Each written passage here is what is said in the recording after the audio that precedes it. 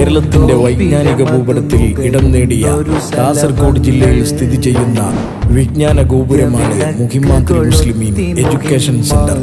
College of Islamic science, academy for integrated studies, Darul Habeeb orphan garden, Banath orphanage, edu village for girls, edu village for boys, academy for Quran studies, Madrasathu Tahfeedul Quranil Banath, Sayyidath Fathima Kunhi Beevi women's academy, സ്കൂളുകൾ, safe home, orphan home care, Muhimmath Madhur Rasool foundation, പള്ളികൾ, മദ്രസകൾ തുടങ്ങി 58ഓളം സ്ഥാപന സംരംഭങ്ങൾ, 3000 വിദ്യാർത്ഥിനികൾ, 200-ലധികം teaching സ്റ്റാഫുകൾ, 120ഓളം non teaching സ്റ്റാഫുകൾ, 10,000-ലധികം അലുമിനികൾ.